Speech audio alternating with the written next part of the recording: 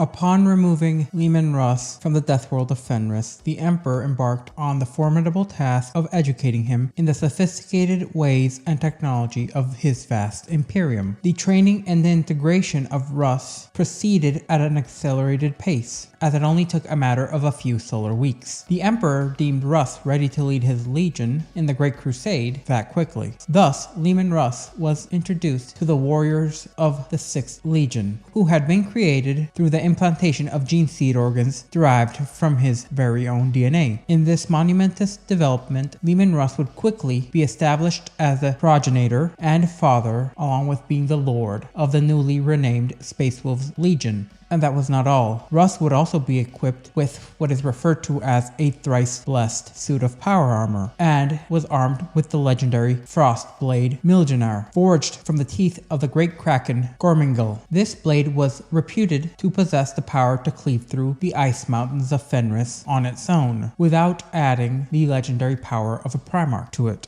Accompanying Leman Russ were several hundred of his Fenrisian warriors, who despite their advanced age would be able to successfully undergo the rigorous implantation and gene processing required to become an Astartes. While many had perished during this arduous transformation, the survival rate was notably higher than anticipated. This statistical improvement can be attributed to two factors. First, the stabilizing influence of Russ's own gene helix pattern, now that it was fully developed into adulthood, which effectively mitigated the previous difficulties associated with the candidate's survival. Secondly, the inherent resilience of the Fenrisians themselves was notably higher than those Terran-born, a trait which was likely forged by their harsh environment and the planet's myriad mysteries, which all would contribute to them being able to become space wolves at a significantly later time than average. These Fenrisians became Russ's first Varagir, sometimes referred to as the Varengi in Imperial records,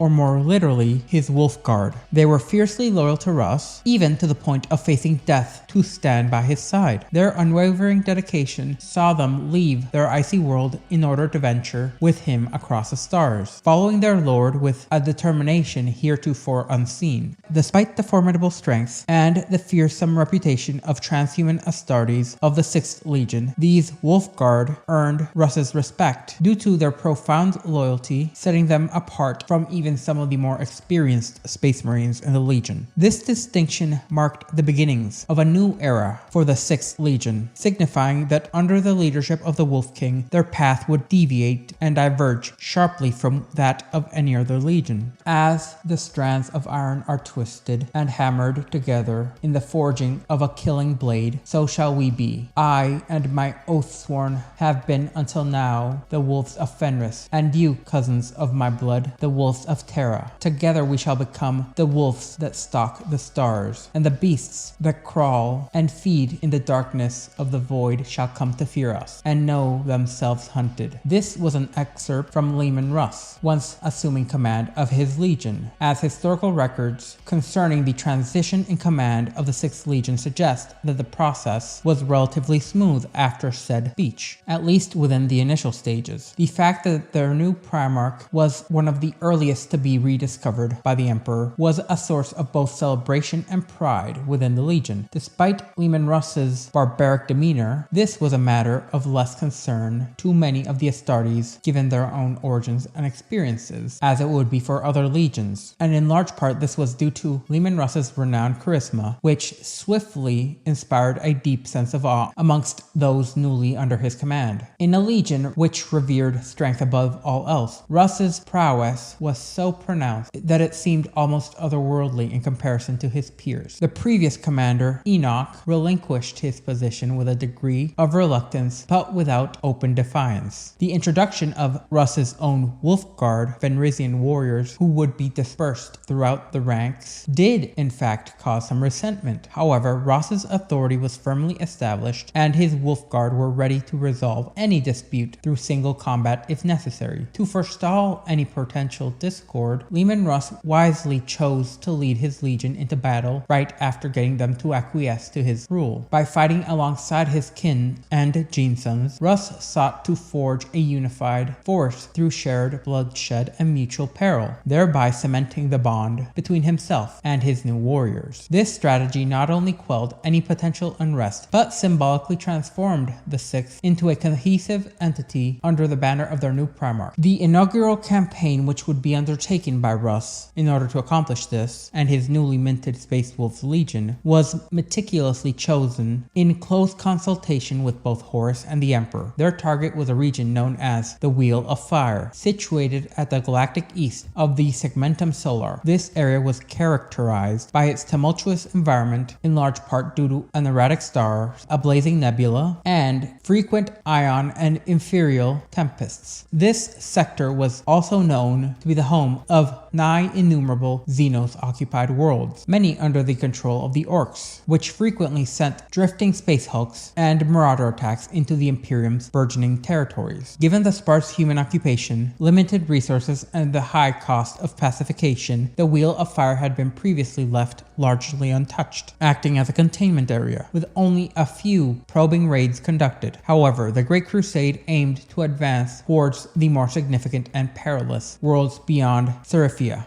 which were controlled by a vast Orc empire. To prevent the Orcs from threatening the Crusade's rear, the 6th Legion was tasked with seizing and purging the Wheel of Fire no matter the cost. Amongst the notable engagements of this campaign was a massive joint compliance operation involving multiple Legion Astartes, including the Iron Warriors and the White Scars, as well as thousands of Imperial Auxilia, and a not insubstantial amount of Mechanicum assets. Their mission was to eradicate the enormous Orc horde led by Mashhog.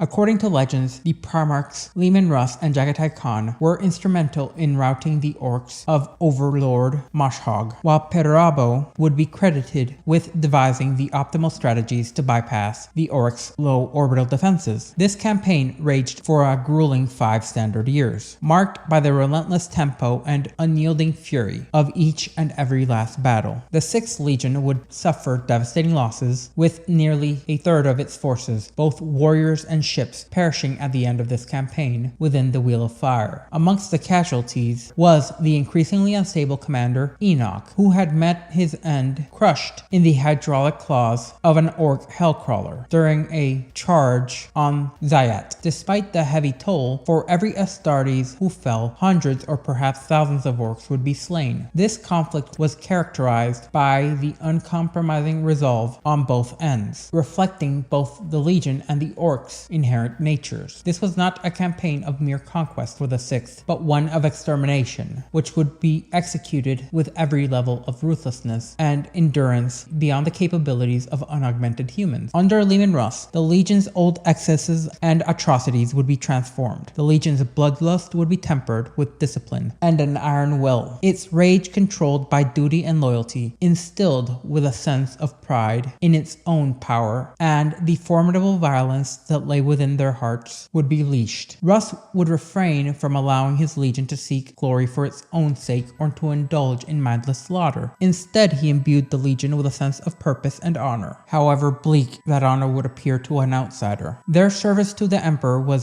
sacred, as they would be the fangs of humanity's defense. Just as on Fenris, where survival was a paramount concern, the legion was tasked with ensuring that the galaxy would become safe for human life to prosper, meaning that it would accomplish this task even if it meant cleansing it with blood. Armed with his formidable frost blade, Leman Russ would relentlessly and ferociously lead his legion from the front throughout the crucible of the Great Crusade.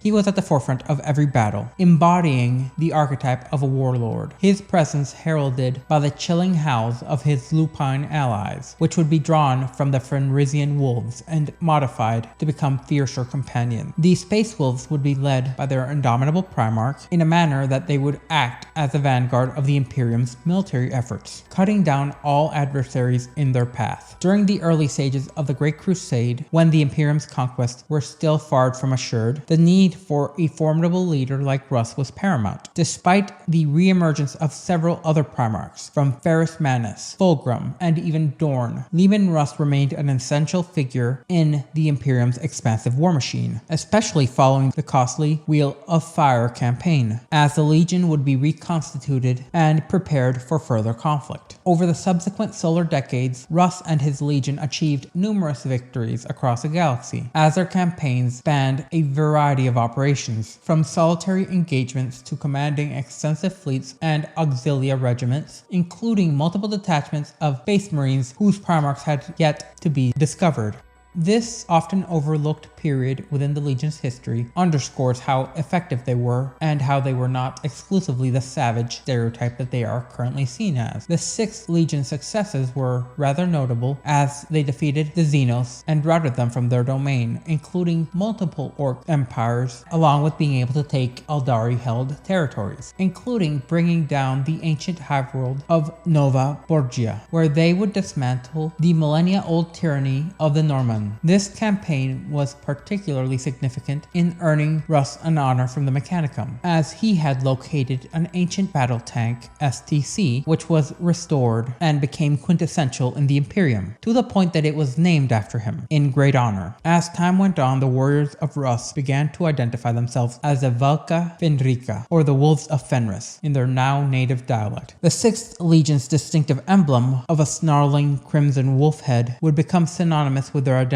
earning themselves the moniker of Space Wolves more broadly. This name, while evocative, caused no shortage of irritation from Horus Lupercal, whose own Luna Wolves shared a similar design and naming scheme. Yet, despite their considerable achievements, the Space Wolves would still hold their hard-earned reputation for brutality and excessive methods. The extreme measures, particularly those used against who they deemed as traitors or oathbreakers, fueled further tales about their legion. These accounts were further exacerbated by the increasingly fierce demeanor and appearance of the Space Wolves, whose name now reflected both their heraldic symbol and their fearsome reputation. Eventually, the Space Wolves would become pivotal in multiple and extensive Imperial compliance campaigns, in particular with the rediscovery of the night world of Molech. The campaign to bring the planet into compliance was orchestrated by the Emperor himself, as he saw the combined might of several legions Astartes, including the Luna Wolves, the Dark Angels, and once again the White Scars, alongside thousands upon thousands of troops from the Imperial Auxilia, along with a large amount of Mechanicum assets and forces from the Legio Titanica. Following their decisive victory, Cyphrin Divine of House Divine was appointed to be the planetary government of Molech. In a dramatic turn of events, the Emperor, accompanied by his Primarch sons, or at least most of them, would lead them to the concealed warp portal beneath the surface of Molech. Here he would enter the realm of chaos and supposedly engage with the ruinous powers. Upon his return, the Emperor appeared significantly aged, but was markedly more powerful, by several degrees even, and eventually he would subsequently erase the memories of his sons of said world and establish a formidable garrison on the planet to safeguard the secrets of this warp portal. This garrison would be comprised of nearly 100 regiments of Imperialis Auxilia, who would be permanently stationed there, 3 fully armed and supported cohorts of the Legio Titanicus, and 2 fully armed and completely loyal to this singular task detachments of Space Marine legionaries. As the Space Marine legions would then expand the Imperium's reach, each Primarch sought to distinguish themselves in the eyes of the Emperor. Leman Russ, the Primarch of the Space Wolves, was driven by a fierce determination to surpass even Horus Lupercal of the Luna Wolves alongside Lionel Johnson of the Dark Angels in victories. This ambition came to head on the world of Dulan, where the Space Wolves and the Dark Angels would engage in a campaign to bring the planet into Imperial compliance. During this conflict, a slight against Leman Russ's honor by the planet's leader would spark a personal vendetta, when the Dark Angels, led by Lionel Johnson, and the Space Wolves by Russ, would storm the leader's stronghold. Russ arrived into the throne room to find that Lionel Johnson had already executed the man who had slighted him. Enraged that the honor of the kill had been denied to him, Russ confronted L. Johnson in a verbal scuffle, which would culminate in a physical altercation between the two Primarchs. The skirmish, which reportedly lasted over a day of non-stop combat, ended with Russ recognizing the futility of their feud and bursting into laughter. Misinterpreting Russ's laughter as mockery, Lionel Johnson reportedly responded with a forceful punch that knocked knocked Leman Russ unconscious. This confrontation would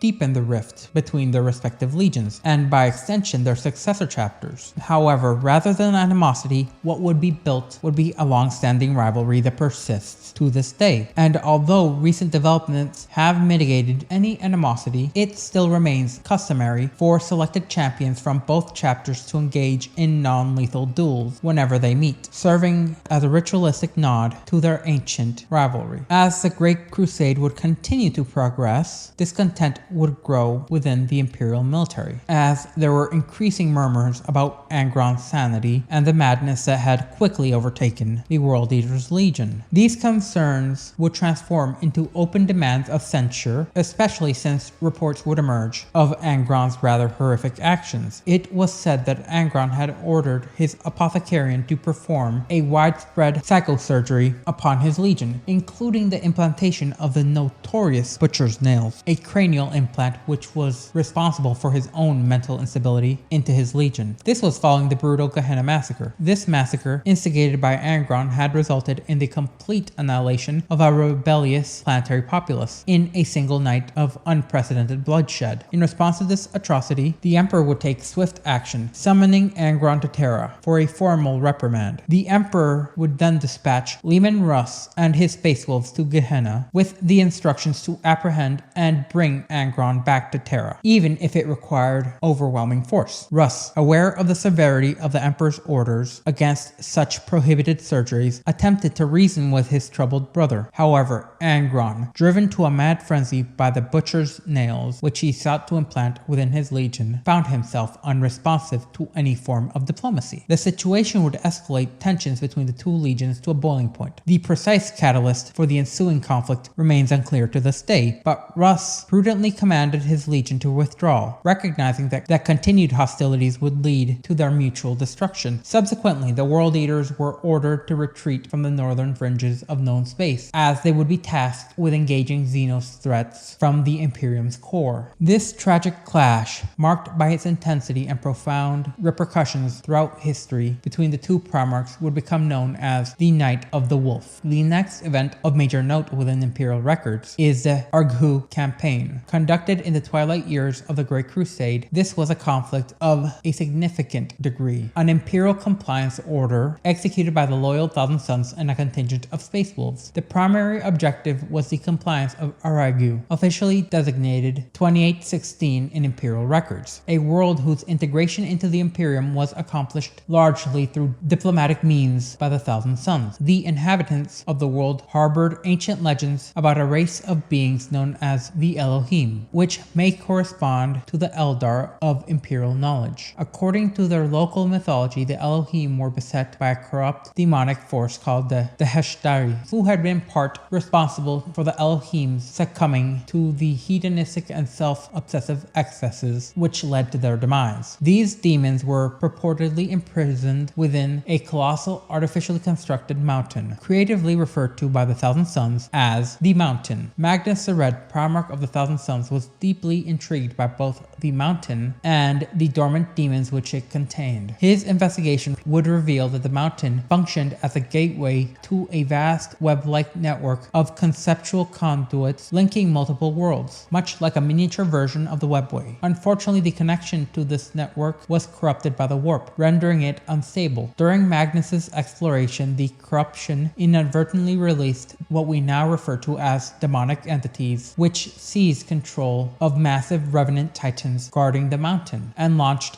a full-on assault against Magnus and his forces. The demonic onslaught was repelled through the concerted efforts of Magnus and the Thousand Sons in collaboration with almost the entirety of the Space Wolves' fifth great company, led by Jarl Ahamondai Sasken Sarkassason. This Space Wolves contingent had recently arrived from the Arc Reach cluster. Initially, Magnus had been irked by the Jarl's abrupt and demanding approach, a hallmark of the Sixth Legion's very style of action. action, which ended up delaying their response, costing them heavily. However, the following successful resolution of the conflict led to Magnus expressing his appreciation for the Space Wolves' support, granting his approval to the Jarl. Subsequently, Magnus would lead his legion to a swift return to the Arc Reach cluster, marking the conclusion of the engagement of the Argu campaign. The Arc Reach cluster was a constellation of binary stars discovered by the Word-Bearer's 47th Expeditionary Fleet, and it was home to several hostile planetary empires that resisted the Imperium's overtures for integration. Diplomatic negotiations with the Phoenix Court, the governing body representing 6 systems within the cluster, would deteriorate over time, leading to the outbreak of open hostilities. The initial phase of this campaign led to the swift capitulation of the first 4 systems, as the Space Wolves and the Word-Bearers launched a relentless assault. These Space Wolves, at the time still known as a rout, engaged in a near genocidal campaign that decimated the Defiant Worlds. Concurrently, the Word-Bearers' Ashen Circle systematically dismantled local cultures, purging what they deemed as false doctrines with a destructive zeal which they would become known for. For the following 2 years, the 2 legions pressed their campaigns until only 2 worlds remained: Arc Reach Secundus and Shrike. The Avenians, indigenous to the Arc Reach Secundus world, resided within several silver towers atop the planet's highest peaks, notably the peak known as Heliosa, and from here they would prove particularly obstinate. Recognizing the need for a more sustainable imperial presence, Leman Russ sought reinforcements from the nearby Argu system, which was responded to by the arrival of several thousand suns, along with Magnus the Red. This would mark a shift in the campaign's dynamics, as the deployment pace became significantly more frantic than their usual operations. The Space Wolves and the Thousand Suns would then launch a concerted effort to subdue Shrike, the final holdout world. The planet's harsh environments presented rather unique challenges, as the Imperial forces faced relentless assaults from not just those resisting on the planet, but by its hostile avian creatures, locally known as snow shrikes. These razor-beaked birds wreaked havoc on the ground forces, necessitating modifications to Imperial weaponries for effective point defense. The ferocities of the attacks would earn them the moniker of Shrike across the Imperial armies. Despite these adversities, the Thousand Suns would play a crucial role in the final stages of the campaign. Their Corvidae cult members, gifted with minor precognitive abilities, pinpointed the locations of hidden enemy forces, which aided them in creating the decisive battle at Raven's Area 93, which concluded with remarkable efficiency, incurring minimal casualties for the Imperium. The surviving Aurelian leaders and military forces would then retreat to the stronghold on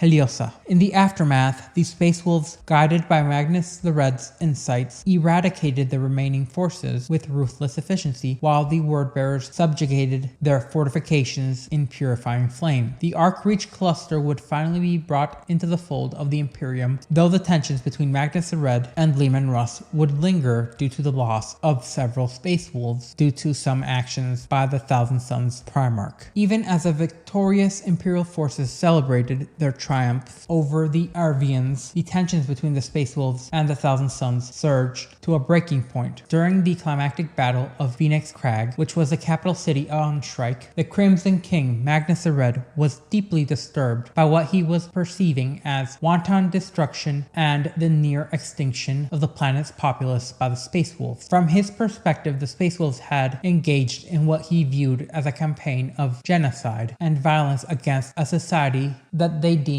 as decadent and irredeemable. The Space Wolves, in turn, contended that the Arabians were a relicant and degenerate people, resistant to an almost biological point to the Imperial truth. This ideology quickly divided and escalated into violent confrontation. During the skirmish, several Space Wolves charged at their Thousand Suns counterparts, prompting the Thousand Suns to respond with their formidable psychic powers.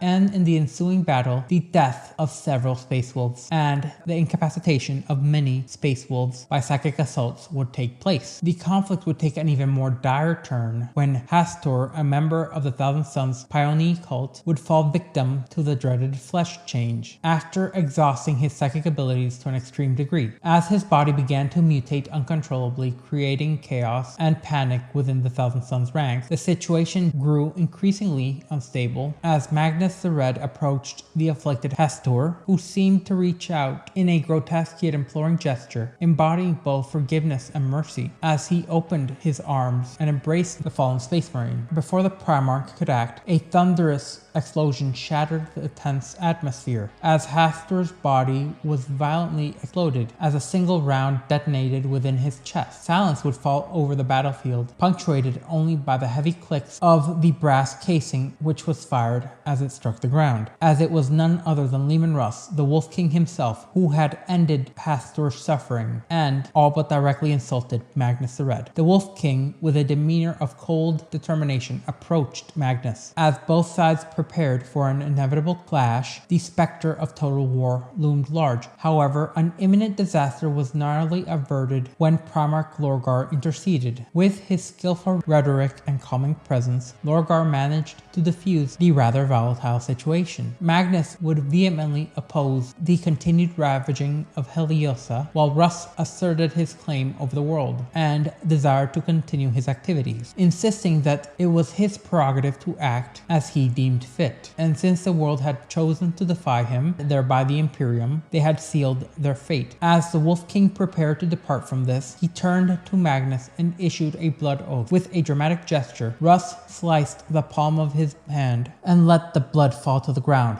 vowing that a reckoning was inevitable. He then raised his hand and unleashed a primal howl, a mournful cry that resounded within his warriors. This lament served as both a tribute to the fallen and a grim harbinger of the unresolved tensions that would remain, and inevitably shape the future of confrontations between the Space Wolves and the Thousand Suns. By the 2nd century of the Great Crusade, the Space Wolves had solidified themselves in their unique positions within the Imperium. Their expeditionary fleets and task forces operated with a level of autonomy that set them apart from their fellow legions, as they moved and fought on their own terms, responding to requests for aid solely based on the judgment of their warlords. It was well established that the Legion answered to no one but their Primarch, Leman Russ, and Russ himself acknowledged only the Emperor as his superior. This unwavering loyalty to their Primarch and the Emperor was the cornerstone of the Space Wolves' identity, as they were openly indifferent to the opinions of other Primarchs or provincial governors, only holding a complex mix of camaraderie and rivalry with the Dark Angels, shaped by their shared history. Towards other legions, these sentiments ranged from respect to a barely concealed disdain, particularly towards the Thousand Suns,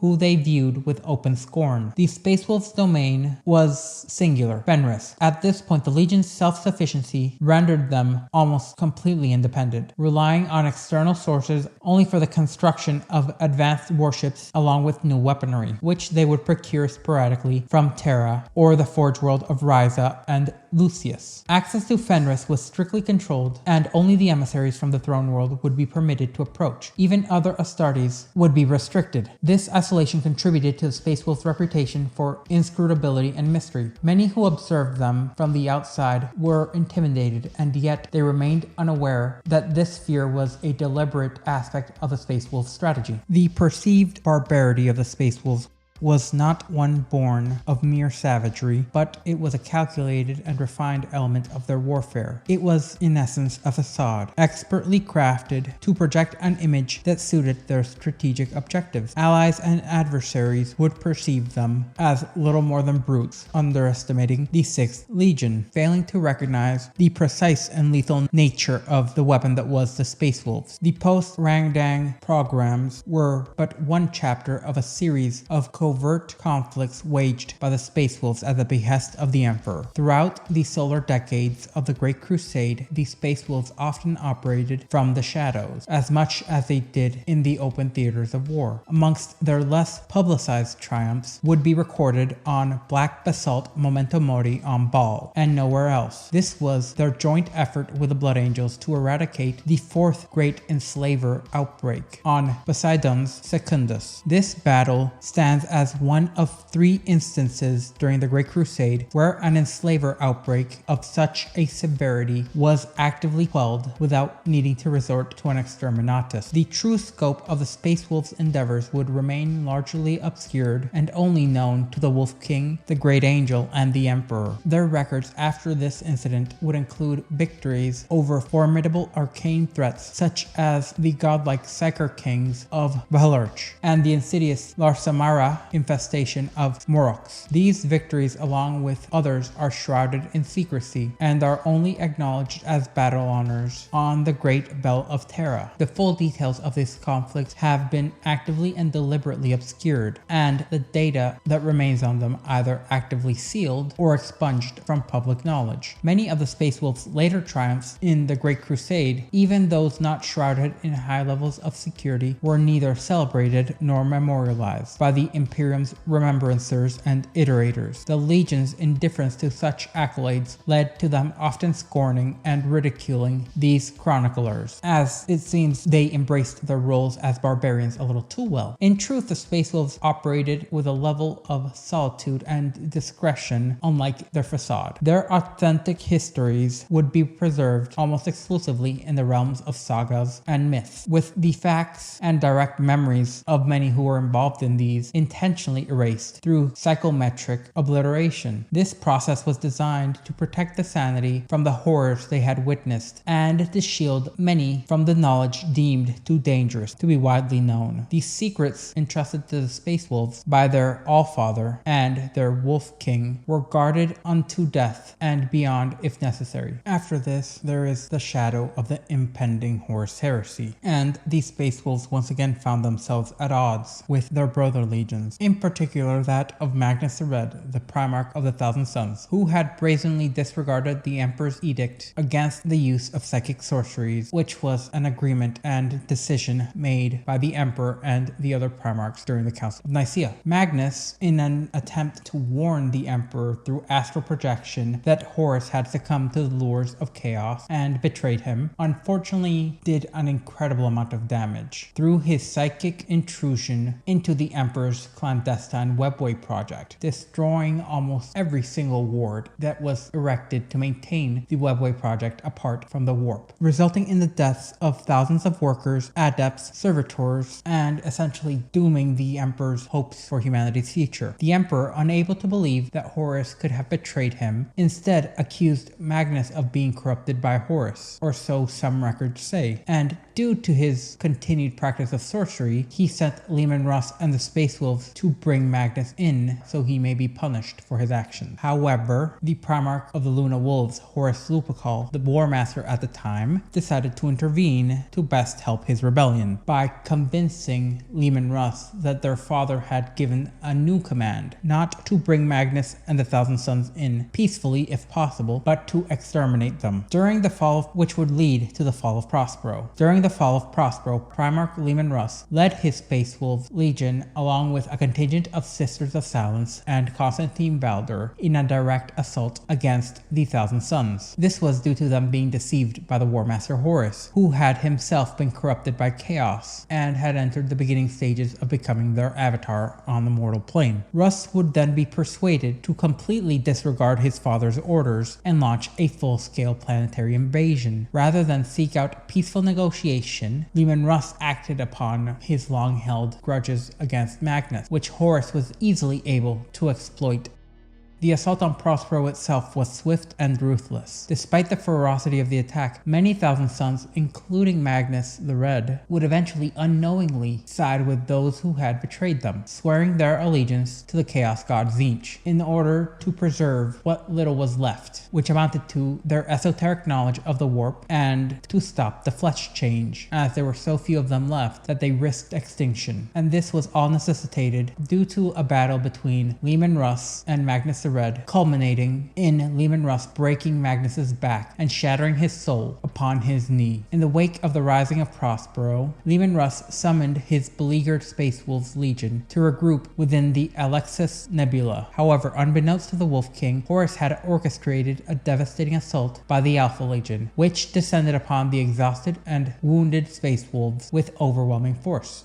The Alpha Legion, led by the twin Primarchs Alpharius and Omegon, themselves had harbored a deep-seated animosity towards the Space Wolves and their Primarch Leman Russ. This enmity stemmed from Russ's continuous criticism of the Alpha Legion's reliance on subterfuge and deception in warfare, which were a stark contrast, at least on a surface level, to his own beliefs in honorable direct combat. The Alpha Legion seized this opportunity to assert their superiority by delaying the Space Wolves, thereby preventing them from bolstering the Imperial defenses on Terra for a significantly longer period of time than they would normally be able to. Desperate Russ would go on to send out distress signals to the nearby White Scars, requesting aid from his fellow Primarch Jagatai Khan. However, the Khan, currently uncertain of the Space Wolves' true allegiance amidst the confusion of conflicting astropathic messages and the knowledge that they had indeed attacked the Thousand Suns for some reason, hesitated to commit his forces. Unsure of whom to trust, he chose to remain neutral until he could clarify the situation, leaving Russ to face the Alpha Legion alone. Isolated and demoralized, Russ retreated to his personal quarters, leaving First Captain Gunhild in command aboard battleship Ragnarok. Gungar, along with his crew, made valiant efforts to lead the Space Wolf fleet in a desperate battle for survival. However, the fleet was besieged on all sides by the far larger Alpha Legion forces. In the midst of this dire situation, Russ found solace and guidance from Bjorn the One-Handed, a respected pack leader from the Third Great Company. Bjorn's counsel helped Russ confront the harsh reality as the Emperor's executioner, a role that had only brought further suffering to his legion.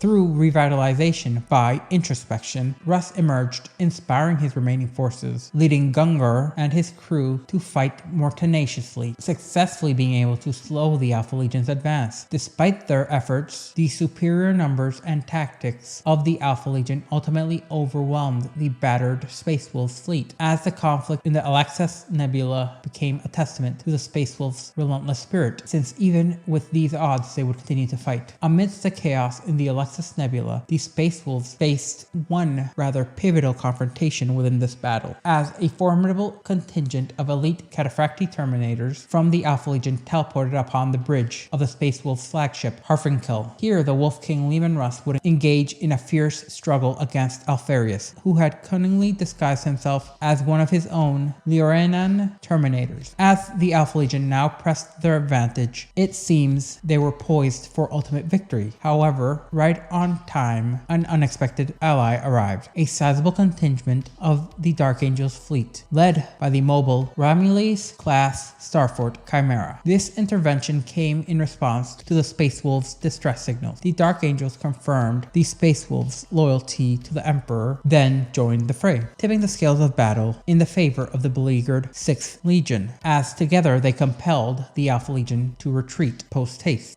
In the aftermath of this battle, Russ and most of his warriors sought an audience with the Dark Angels commander, Alphaios. Alphaios revealed that his fleet had been dispatched by the regent of Caliban, Luther, 59 Terran years prior, tasked with conquering and establishing outposts. As this contingent of Dark Angels had been unaware of the galaxy's wider rebellion or Luther's subsequent corruption, only having received fragmented and rather unclear information about the shifting loyalties and the ongoing situation within the Imperium. During the battle, Captain Ormand of the Dark Angels covertly had infiltrated the Harkafel to ascertain if the Space Wolves had turned traitor. His covert mission would be discovered by Rune Priest Kuva, who presented him to Russ. Witnessing the Space Wolves' resolute defiance against the Alpha Legion, Ormand confirmed their loyalty and thereby allowed them to be aided. With their loyalty overall affirmed, the Dark Angels were able to actively aid the Space Wolves in routing the traitor fleet. In exchange for their support, Russ provided a comprehensive account of Horus's treachery along with the broader context of the galactic upheaval, and Alphaios would be deeply troubled by their revelations, resolving for the first time in over 5 decades to return to Caliban. and reconnect with their legion. Meanwhile, Russ would prepare to head to Terra for the inevitable confrontation with his treacherous brothers. Eventually, once on Terra, Leman Russ would aid and lend some of his sons to the defense of the throne world. However, he would eventually set out to confront Horus directly, and for a mere moment it appeared as if he could win. Unfortunately, this was not to be, and Horus would accelerate his plans, leading to the climactic siege of Terra, where the Space Wolves found themselves on the front lines, a fact which would significantly impact the final outcome of the battle, as the arrival of the Space Wolves along with 2 other loyalist legions altered the balance of power for the loyalists, as this looming conclave of more and more loyalist Primarchs posed a threat to Horus's position, and in a desperate bid to end the civil war swiftly, Horus would then lower the shields to his flagship, the Vengeful Spirit, which allowed the Emperor to act and undertake a daring maneuver, teleporting himself, along with a handful of other warriors, onto the vessel. Shortly after the battle's conclusion, the Space Wolves, Leman Russ, and their fellow legionaries arrived to the battle fairly late at its conclusion, only to find the War Master Horus, along with the Blood Angels Primarch Sanguinius, both slain in the conflict. They would also note that the Emperor had been gravely wounded and interred within the life-sustaining mechanisms of the Golden Throne by Rogel Dorn. And beside these incidents, much of the Space Wolves' time during the Heresy was focused on skirmishing against the traitors, delaying them and